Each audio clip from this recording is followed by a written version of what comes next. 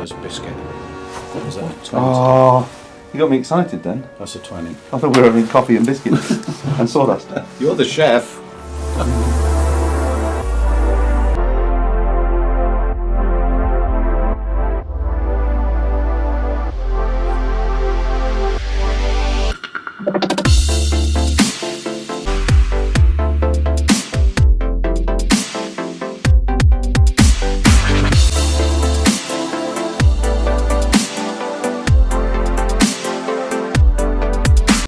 So, hi guys, we are in the workshop today with Dave Hedden, who lives locally and won the last draw, which was for 250 subscribers, I think.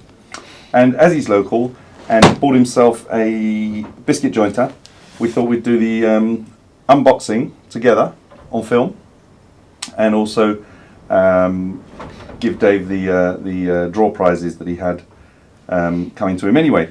And living locally, I don't have to spend £25 sending goods to the US like last time. So swings and roundabouts. So first things first, we're going to unbox the Erbauer EBJ860 and see what's inside.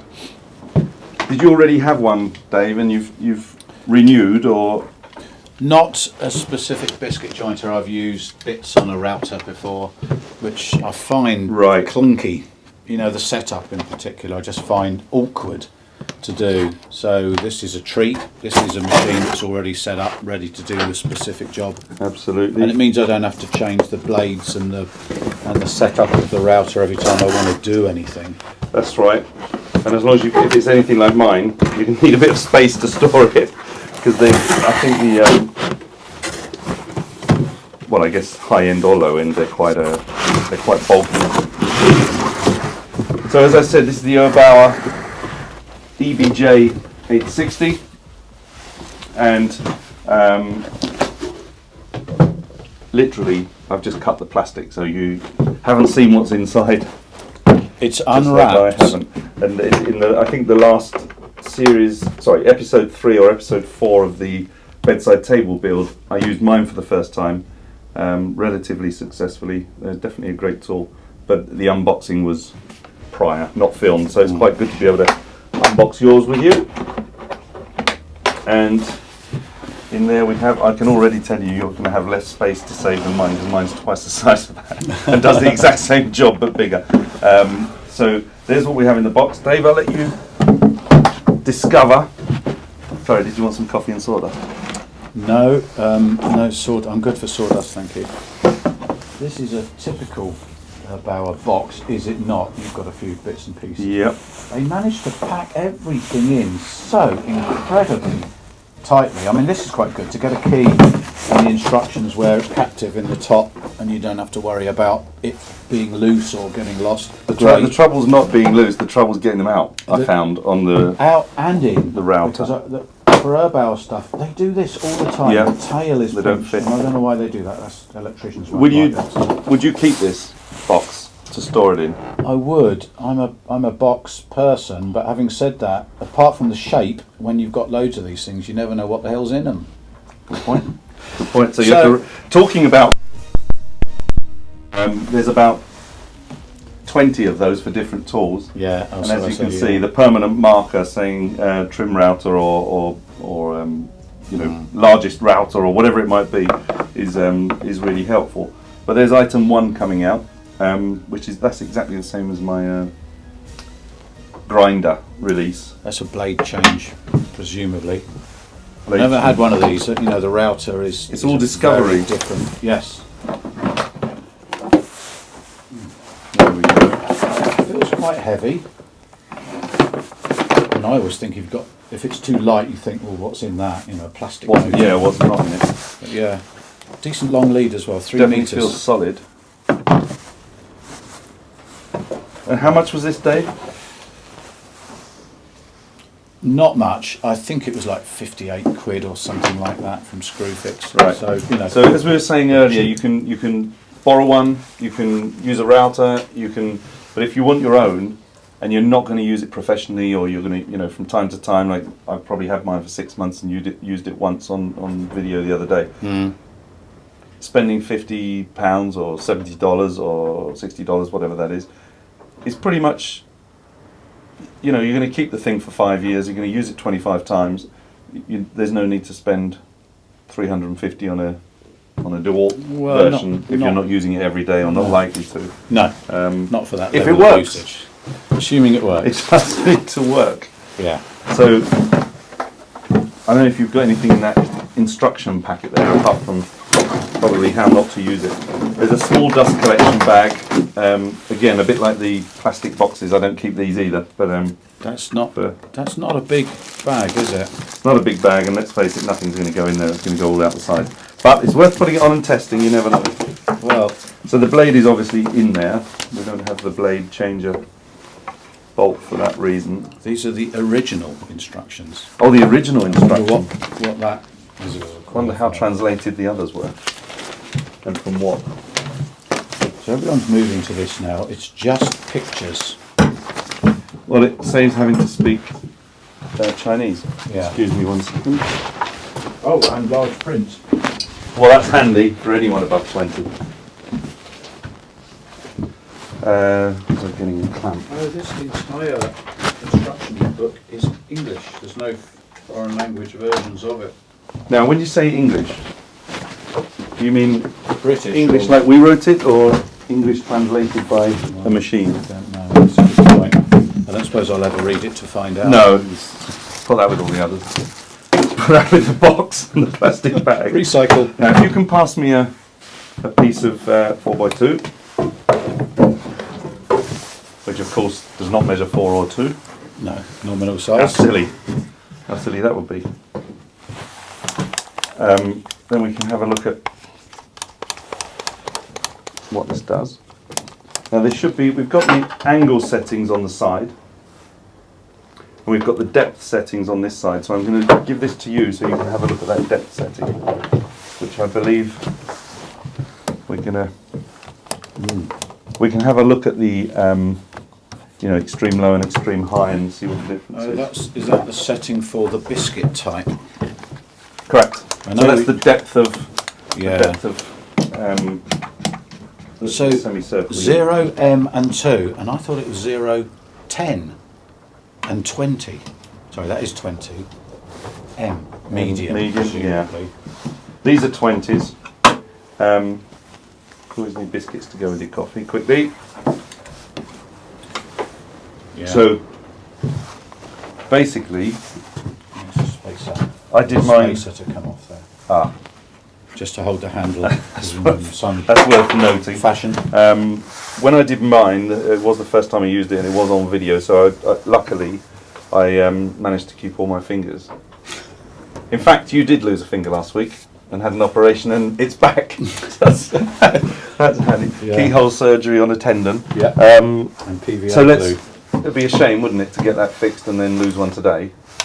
It would. Yeah. I mean, not for me. So I'll let you Made any do that. difference for me. So we've got the right biscuit size. And We we're think on we're okay. From my set on 20. disc grinder, I can tell you that this needs to be used in conjunction with pushing that button down to release the blade. Mhm. But I'm sure in 5 different. Oh no, there isn't 5 different languages. No, not that So one. we need this No. plate needs to come down. I would imagine like so. So there we have the angles. Obviously, we're doing 90, and then our depth is stuck to is put on 20. I don't know what that does there. This, No, the adjustment there. What is that well, influence? that's so you see, it's a bit like your router stop. Oh, it's a stop. So adjustment, yeah. as the body of the machine goes forwards, this screw is going to stop at whatever you set this to, exactly Yes. like a router up Yes. this way.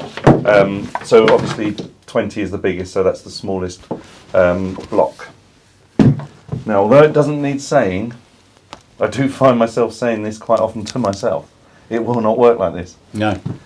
You don't know any Quieter, but electricians, not- do you? I don't. Not any good ones.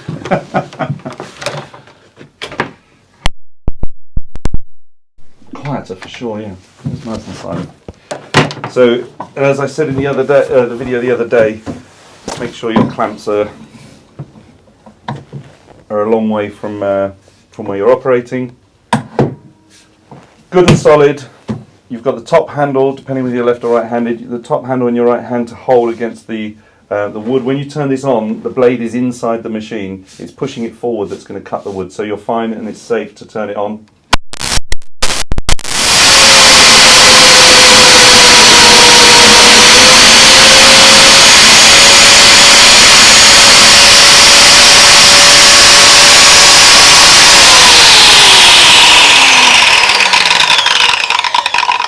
Also like my grinder, which I presume is Erbauer because there's so many similarities with the bits and pieces. This this on switch locks on as you press down. So this is a good. I wonder if we can change the depth before in the next one, so that we can show. So here we have a guide on the side to the depth of cut. So if I just put that randomly somewhere in the bottom, use the exact same spacing.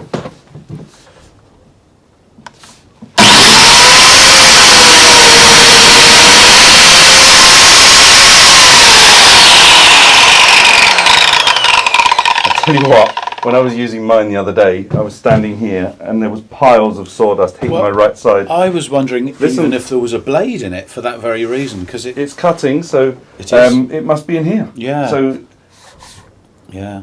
What my were you bad. saying about dust bags? My bad. Actually, I'm so sad that I've thrown away 200,000 dust bags. So as you saw, we changed the depth, and obviously that gave us. This is the first one, and the second one, as we dropped it 10 centimeters, it sort of moved down. So obviously, if we were joining two bits of wood together, two edges together, then we'd want that in the dead center, or at least to be mirroring the other side. So it seems to work. It's not too noisy. It's not too bulky. It's not too heavy. The dust collection does work. The only problem with the dust collection I would have is the shape of it would make it difficult to use with my adapters on the dust collection system under the workbench. Yeah. Also, you couldn't rotate it to change the angle of whether that's sticking out here or that's very true. Sticking up. So that's very true. Kind of. Oh yes, no, it's all in there. Yeah, that's pretty amazing. And you know, to boot, you've got for $65 or £58, 58 pounds, your job done. So that's a good unboxing and a first trial of the Erbauer 860 watt, if we didn't mention that, EBJ860. And all that's left then, Dave, is to give you the feathers that you won in the drawer. This was the feather kit for the second drawer we did. The third drawer is being put together as we speak in my tiny mind. And also now I'm forgetting the Japanese name for this type of sort of torching and sanding. We've literally just put a little, should have filmed it of course as everything else, little bit of paste wax on there, really brought the colour out, but that was filmed in one of the videos, and that goes with you as well, Dave. Thank you. Which is very cool. You've had some coffee and sawdust. You're the first special guest on the Lower Coast Joinery channel at the weekend, because it's the weekend. It is now. I can't, but I'm just thinking, was there a third thing we wanted to go over? I don't think so. No, I don't think so. I think that was it. So I'm cool. Very happy with that. Thank you. So, thanks for bringing this in, Dave. I think this will be a good little mini series. Anytime you buy something new, pop it in here. We'll throw it up on the channel. So if anyone else is buying a biscuit jointer, I would say, quite obviously, a bit like mine as well. That was the Audi special.